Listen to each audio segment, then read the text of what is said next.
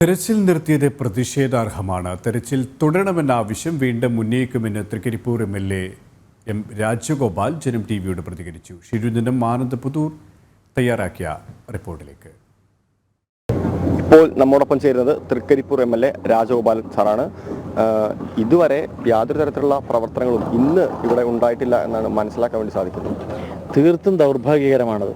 കാരണം ഇന്നലെ നമ്മൾ പിരിയുമ്പോഴും മറ്റ് യോഗം നടന്നപ്പോഴും എല്ലാ ഘട്ടത്തിലും അവർ പറഞ്ഞത് തെരച്ചിൽ പൂർണ്ണമായും ഉപേക്ഷിക്കുന്നില്ല, തുടരും.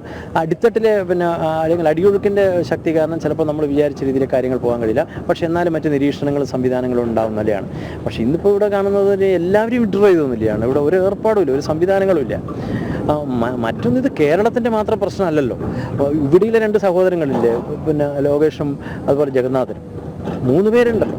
അപ്പം ആ ഒരു രീതിയിൽ പരിഗണിക്കുന്നുണ്ടെന്ന് മാത്രമല്ല പല കാരണങ്ങൾ പറയുകയാണ്. പക്ഷേ ആ അവസാന ഘട്ടത്തിൽ നിലവിലുള്ള ഫെസിലിറ്റീസ് അല്ലെങ്കിൽ ഇതിനാവശ്യമായിട്ടുള്ള ഉപകരണങ്ങളുടെ അഭാവമാണ് പറഞ്ഞത്.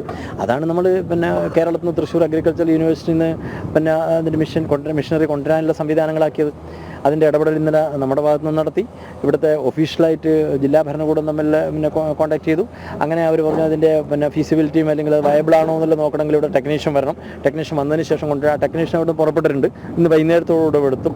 എന്നാലും അതുവരെയുള്ള മറ്റു കാര്യങ്ങൾ ഇവിടെ നടത്താമല്ലോ. ഇവിടുന്ന് എല്ലാവരും വിഡ്രോ ചെയ്യേണ്ട കാര്യമില്ലല്ലോ. എല്ലാവരും പിൻവലിച്ചിരിക്കുകയാണ്. അപ്പോൾ അവർ വന്ന് തെരച്ചിൽ ഊർജിതപ്പെടുത്തണമെന്നുള്ള ശക്തമായിട്ട് നിലപാട് തന്നെയാണ് കേരളത്തെ സംബന്ധിച്ചിടത്തോളം ഉള്ളത്. ആ രീതിയിൽ തന്നെയാണ്. എന്തായാലും ഈ തിരച്ചിൽ അവസാനിപ്പിക്കരുത് എന്ന് തന്നെയാണ് കേരളത്തിൻ്റെ ആവശ്യം. അത് പല തവണ കർണാടക സർക്കാരിനെ അറിയിച്ചിട്ടുണ്ട് എന്ന് തന്നെയാണ് MLA പറയുന്നത്. അവർ തീർച്ചയായും കഴിഞ്ഞ അവലോകന യോഗത്തിലടക്കം ആ ഒരു ആവശ്യം കേരളം മുന്നോട്ട് വെച്ചിരുന്നു. പക്ഷേ നിലവിലെ സാഹചര്യത്തിൽ ഇവിടെ കാര്യമായിട്ടുള്ള പുരോഗതികൾ നടക്കുന്നില്ല എന്ന് തന്നെയുള്ളതാണ് വാസ്തവം.